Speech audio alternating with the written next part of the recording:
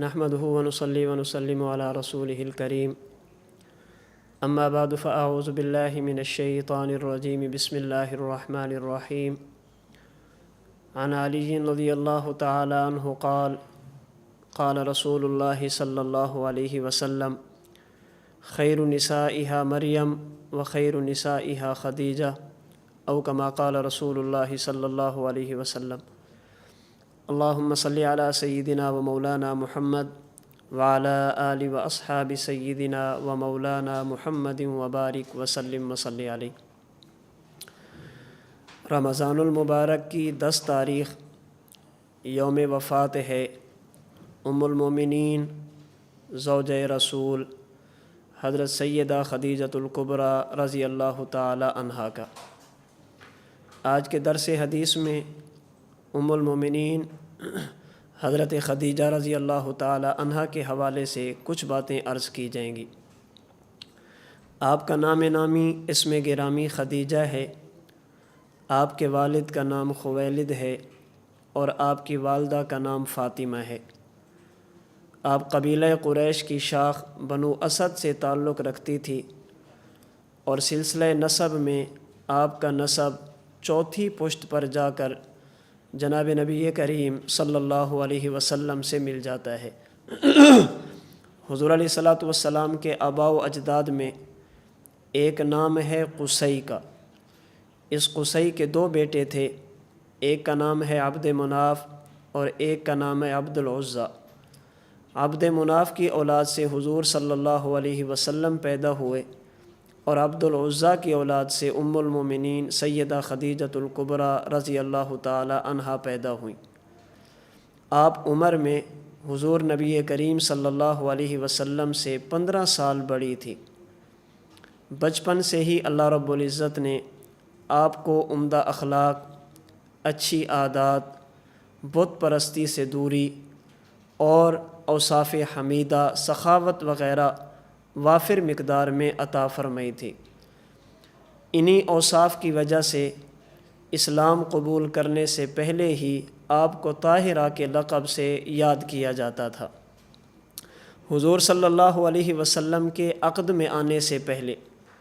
آپ نے 2 نکاح فرمائے۔ پہلا نکاح ابو حالہ سے اور دوسرا نکاح عتیق سے۔ ان دونوں کی وفات کے بعد مختلف لوگوں نے آپ سے نکاح کے لیے پیغام بھیجے،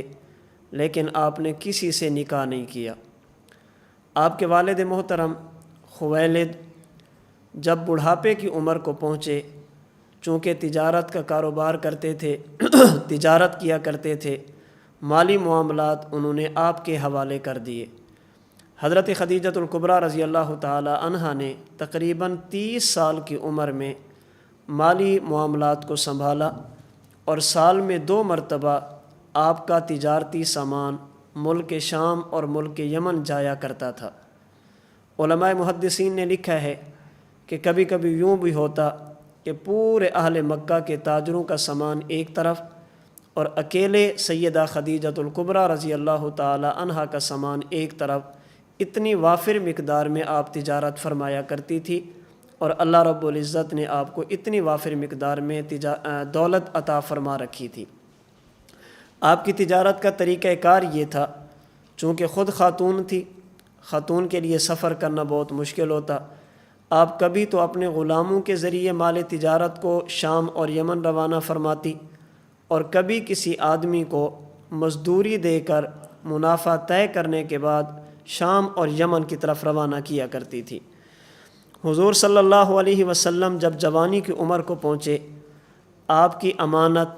آپ کی دیانت اور صداقت کا چرچا ہر طرف ہونے لگا، تو سیدہ خدیجۃ الکبریٰ رضی اللہ تعالی عنہا نے حضور صلی اللہ علیہ وسلم کو اپنا تجارتی سامان لے کر شام کی طرف جانے کے لیے رضامند فرمایا اور حضور نبی کریم صلی اللہ علیہ وسلم کے ساتھ اپنے غلام میسرہ کو روانہ فرمایا اور اسے تائید فرمائی کہ حضور صلی اللہ علیہ وسلم کے معاملات میں آپ بالکل دخیل نہ بنیں، دخل اندازی نہ کریں، حضور علیہ الصلاۃ والسلام جیسے مناسب سمجھیں اس تجارت کو فرماتے رہیں۔ حضور نبی کریم صلی اللہ علیہ وسلم کے ساتھ میسرہ نے جو وقت گزارا اس میں اس شخص نے آپ صلی اللہ علیہ وسلم کی صداقت کا مشاہدہ کیا، دیانت و امانت کا مشاہدہ کیا،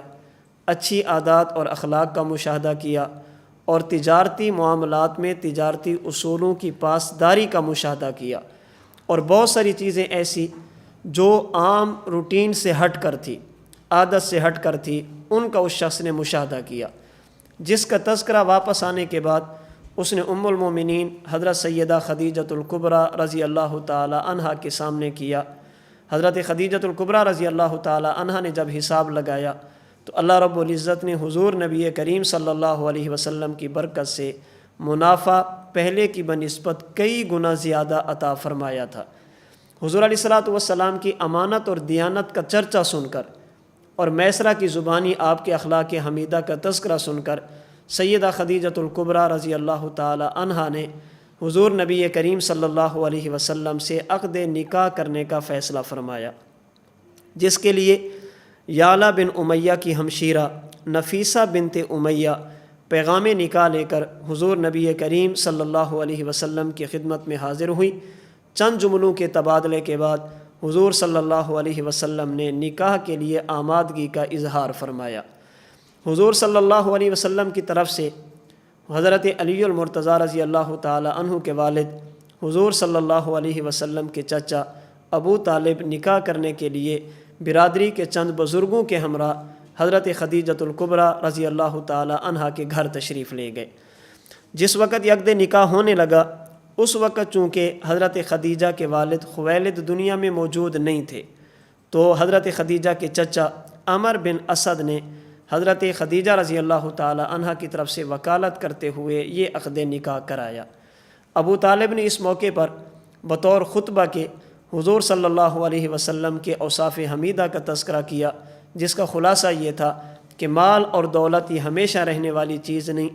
اصل چیز بندے کے اخلاق ہیں، اچھی عادات ہیں جو موت کے بعد بھی باقی رہتی ہیں، اور اللہ رب العزت نے میرے بھتیجے محمد صلی اللہ علیہ وسلم کو ایسے اوصاف عطا فرمائے ہیں جن کی مثال اس دور میں تلاش کرنا بہت مشکل ہے۔ حضور صلی اللہ علیہ وسلم کا نکاح جب حضرت خدیجۃ الکبریٰ رضی اللہ تعالی عنہا سے ہوا اس وقت حضور علیہ الصلاۃ والسلام کی عمر مبارک 25 سال تھی، اور سیدہ خدیجۃ الکبریٰ رضی اللہ تعالی عنہا کی عمر 40 برس تھی۔ جناب نبی کریم صلی اللہ علیہ وسلم نے اپنی جوانی کی عمر میں ایک بوڑھی خاتون سے نکاح کیا، ڈھلتی ہوئی عمر کی خاتون سے نکاح فرمایا۔ اللہ رب العزت نے سب سے پہلے جس خاتون کا انتخاب فرمایا وہ دوشیزہ نوجوان نہیں تھی بلکہ بڑی عمر کی تھی۔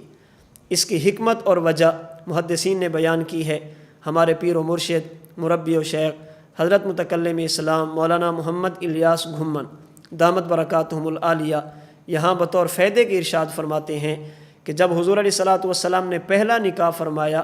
چونکہ کچھ سالوں بعد اللہ کے نبی صلی اللہ علیہ وسلم نے نبوت کا اعلان فرمانا تھا، اللہ نے آپ سے اظہار نبوت کرانا تھا۔ جب نبوت کا اظہار کرایا جائے گا تو اس وقت چونکہ لوگ مخالف ہوں گے، ضرورت اس بات کی تھی کہ گھر میں ایسی عورت اور خاتون ہونی چاہیے جو معاملہ فہم ہو، زندگی کے کئی سال گزار چکی ہو، تاکہ حضور علیہ الصلاۃ والسلام کو دلاسا دینا، اللہ کے رسول صلی اللہ علیہ وسلم کو سہارا دینا ان کے لیے آسان ہو جائے۔ تو حضرت خدیجۃ الکبریٰ رضی اللہ تعالی عنہا چونکہ معاملہ فہم تھی، دنیا کے حقائق سے باخبر تھی، اس لیے اللہ رب العزت نے بطور حکمت کے آپ علیہ الصلاۃ والسلام کے نکاح میں حضرت خدیجۃ الکبریٰ رضی اللہ تعالی عنہا یہ عطا فرمائی ہیں۔ یہاں بطور فائدے کے حضرت خدیجۃ الکبریٰ رضی اللہ تعالی عنہا کی فضیلت بھی ذہن میں رکھ لیں۔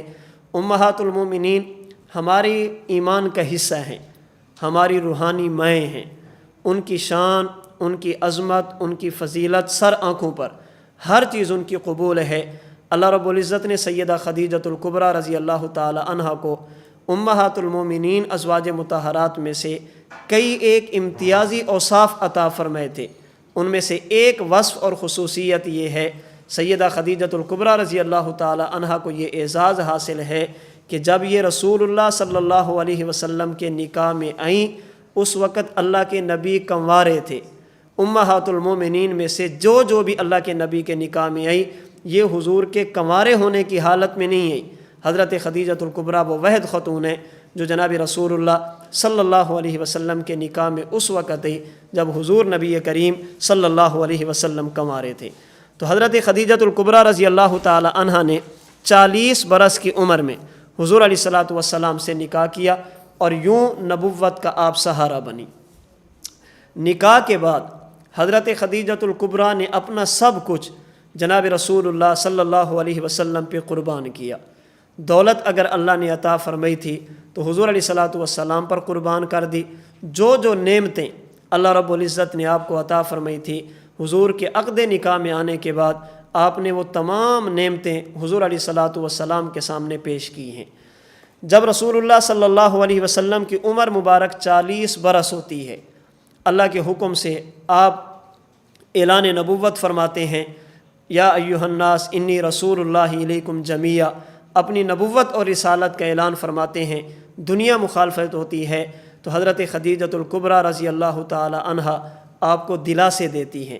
آپ کا سہارا بنتی ہیں۔ لا یخزیک اللہ ابدا، حضور اللہ آپ کو یوں لاوارث نہیں چھوڑیں گے۔ آپ کے اندر اوصاف حمیدہ پائے جاتے ہیں۔ انک لتصل الرحم، آپ صلہ رحمی کرتے ہیں۔ وتحمل الکل، آپ نادار لوگوں کا سہارا بنتے ہیں۔ وتکسب المعدوم وتقری الضعیف وتعین علی نوائب الحق، آپ کے اوصاف حمیدہ کا تذکرہ کر کے ام المومنین سیدہ خدیجۃ الکبریٰ رضی اللہ تعالی عنہا آپ کو دلاسا بھی دیتی ہیں اور آپ کا سہارا بھی بنتے ہیں۔ آپ کی انہی قربانیوں کی وجہ سے، انہی خصوصیات کی وجہ سے اور مشکل وقت میں سہارا بننے کی وجہ سے جناب رسول اللہ صلی اللہ علیہ وسلم آپ کی وفات کے بعد بھی آپ کا تذکرہ خیر فرمایا کرتے تھے، اچھے لفظوں میں آپ کو یاد کیا کرتے تھے۔ حضرت عائشہ رضی اللہ تعالی عنہا فرماتی ہیں، بخاری شریف میں کئی ایک روایات موجود ہیں، باب تزویج النبی صلی اللہ علیہ وسلم خدیجہ وفضلها رضی اللہ تعالی عنہا کے تحت حضرت امام بخاری رحمۃ اللہ علیہ نے کئی ایک روایات اور احادیث بیان کی، جس میں حضرت عائشہ رضی اللہ تعالی عنہا نے حضور نبی کریم صلی اللہ علیہ وسلم کے ساتھ حضرت خدیجۃ الکبریٰ رضی اللہ تعالی عنہا کے بارے میں گفتگو کی، اور اللہ کے رسول صلی اللہ علیہ وسلم نے اپنی اس مشکل کے ساتھی، مشکل وقت میں سہارا بننے والی ساتھی کا اللہ کے رسول صلی اللہ علیہ وسلم نے تذکرہ کیا۔ مثال کے طور پر ان میں سے ایک روایت جسے امام بخاری رحمۃ اللہ علیہ نے بخاری شریف میں نقل کیا، حدیث نمبر ہے 3818، حضرت عائشہ رضی اللہ تعالیٰ عنہ فرماتے ہیں، ما غرت علی احد من نساء النبی صلی اللہ علیہ وسلم ما غرت علی خدیجہ وما رأیتها ولکن کان النبی صلی اللہ علیہ وسلم یکثر ذکرہا۔ فرماتی ہیں کہ میں نے حضرت خدیجۃ الکبریٰ کو دیکھا نہیں ہے، میں نے حضرت خدیجۃ الکبریٰ رضی اللہ تعالی عنہا سے ملاقات نہیں کی، لیکن حضور علیہ الصلاۃ والسلام حضرت خدیجۃ الکبریٰ کا اتنا تذکرہ فرماتے کہ مجھے ان پر رشک آتا تھا کہ اللہ نے کیسی خاتون حضرت خدیجۃ الکبریٰ رضی اللہ تعالی عنہ کی صورت میں، عنہا کی صورت میں اس امت کو عطا فرمائی ہے، مجھے رشک آتا تھا۔ فرماتی ہیں وربما ذبح الشاة، اللہ کے رسول صلی اللہ علیہ وسلم حضرت خدیجۃ الکبریٰ کا ذکر خیر بھی فرماتے، اور کبھی کبھی آپ بکری ذبح فرماتے، ثم یقطعها اعضاء، پھر اس کے گوشت کے ٹکڑے فرماتے، ثم یبعثها فی صدائق خدیجہ رضی اللہ تعالی عنہا، تو اللہ کے رسول صلی اللہ علیہ وسلم پھر اس بکری کا گوشت لیتے اور حضرت خدیجۃ الکبریٰ رضی اللہ تعالی عنہا کی سہیلیوں کے پاس بھیجتے تھے کہ یہ میری خدیجہ کی سہیلیاں ہیں، یہ خدیجہ کی دوست ہیں۔ اللہ کے رسول صلی اللہ علیہ وسلم نے وفاؤں کا بدلہ یوں دیا کہ جب تک خدیجہ تھی انہوں نے حضور کا خیال کیا، اللہ کے نبی نے ان کا خیال فرمایا۔ جب حضرت خدیجۃ الکبریٰ دنیا سے تشریف لے گئی تو اللہ کے رسول صلی اللہ علیہ وسلم حضرت خدیجہ کی سہیلیوں کا خیال فرماتے تھے کہ یہ میری خدیجہ کی سہیلیاں ہیں، یہ گوشت لو اور ان کی سہیلیوں کے گھر میں دے کر آؤ، اس لیے کہ یہ میرے خدیجہ کی دوست اور ان کے جاننے والی ہیں۔ حضرت عائشہ رضی اللہ تعالیٰ عنہ فرماتی ہیں، فربما قلت له، اللہ کے نبی جب حضرت خدیجہ کا تذکرہ فرماتے تو کبھی کبھی میں بول اٹھتی، میں کہہ اٹھتی، یا رسول اللہ کأنہ لم یکن فی الدنیا الا خدیجہ، حضور آپ خدیجہ کا تذکرہ فرماتے ہیں، یوں لگتا ہے کہ دنیا میں خاتون اور عورت صرف خدیجہ ہی تھی، آپ ان کے علاوہ کسی کا نام ہی نہیں لیتے، ہمیشہ کہتے ہیں خدیجہ یوں تھی، خدیجہ یوں تھی، خدیجہ یوں تھی، آپ ہمیشہ ان کا تذکرہ خیر فرماتے ہیں۔ اللہ کے رسول صلی اللہ علیہ وسلم نے فرمایا انہا کانت و کانت، عائشہ خدیجہ خدیجہ تھی، عائشہ خدیجہ خدیجہ تھی۔ اور مسند احمد میں اسی روایت کو امام احمد بن حنبل رحمۃ اللہ علیہ نے جب بیان فرمایا تو اس میں تھوڑے سے الفاظ اور بھی ہیں۔ حضرت عائشہ رضی اللہ تعالیٰ عنہ کے پوچھنے پر کہ یا رسول اللہ آپ خدیجہ کا اتنا تذکرہ فرماتے ہیں، تو اللہ کے رسول نے فرمایا قد آمنت بی اذ کفر بی الناس، عائشہ خدیجہ نے میرا کلمہ اس وقت پڑھا، مجھ پر ایمان اس وقت لئی جب لوگوں نے میرا انکار کیا۔ لوگ کہہ رہے تھے کہ ہم ایمان نہیں لاتے، حضرت خدیجۃ الکبریٰ رضی اللہ تعالی عنہ نے اس وقت مجھے نبی مانا۔ وصدقتنی اذ کذبنی الناس، اور جب لوگوں نے مجھے جھٹلا دیا، حضرت خدیجہ رضی اللہ تعالی عنہ نے میری اس وقت تصدیق کی۔ وواستنی بمالہا اذ حرمنی الناس، اور جب لوگوں نے مجھے مال سے محروم کیا، حضرت خدیجۃ الکبریٰ نے مجھ پر مال کو نچھاور کیا، میری ضرورتوں کو پورا کیا۔ ورزقنی اللہ عز وجل، اور اللہ رب العزت نے حضرت خدیجۃ الکبریٰ رضی اللہ تعالی عنہا کے بطن سے مجھے اولاد بھی عطا فرمائی۔ آپ کے جہاں اور اوصاف ہیں جن میں خاتون اول، اسلام کی خاتون اول ہونے کا اعزاز ہے۔ جناب رسول اللہ صلی اللہ علیہ وسلم کے عقد نکاح میں آپ جب تک رہی، اللہ کے رسول صلی اللہ علیہ وسلم نے دوسرا نکاح نہیں کیا۔ جب تک حضرت خدیجۃ الکبریٰ دنیا میں موجود تھی، اللہ کے رسول نے کسی اور عورت سے نکاح نہیں کیا۔ ان میں سے آپ کی ایک خصوصیت یہ بھی ہے کہ آپ کی اولاد میں سے حضرت ابراہیم رضی اللہ تعالی عنہ کے علاوہ آپ کی پوری اولاد، مکمل اولاد حضرت خدیجۃ الکبریٰ رضی اللہ تعالی عنہا کے بطن مبارک سے ہے، جس کا تذکرہ بخاری کی روایت میں بھی ہے اور جس کا تذکرہ مسند احمد کی روایت میں ہے۔ ان میں حضرت قاسم، حضرت عبداللہ جنہیں طیب و طاہر کہتے ہیں، یہ دو بیٹے تھے جو بچپن کی حالت میں فوت ہو گئے، اور سیدہ زینب، سیدہ رقیہ، سیدہ ام کلثوم، سیدہ فاطمۃ الزہرا رضی اللہ تعالی عنہن، یہ آپ کی 4 بیٹیاں، 4 صاحبزادیاں، یہ حضرت خدیجۃ الکبریٰ رضی اللہ تعالی عنہا کے مبارک بطن سے تھی۔ ان میں سے 3 بیٹیاں زینب، سیدہ رقیہ، سیدہ ام کلثوم، یہ جناب نبی کریم صلی اللہ علیہ وسلم کی دنیاوی زندگی کے دوران ہی دنیا سے چلی گئی، اور سیدہ فاطمۃ الزہرا رضی اللہ تعالی عنہا یہ حضور علیہ الصلاۃ والسلام کی وفات کے تقریباً 6 ماہ بعد اس دنیا سے تشریف لے گئی ہیں۔ تو اللہ کے رسول صلی اللہ علیہ وسلم جب اتنا آپ کا تذکرہ فرماتے،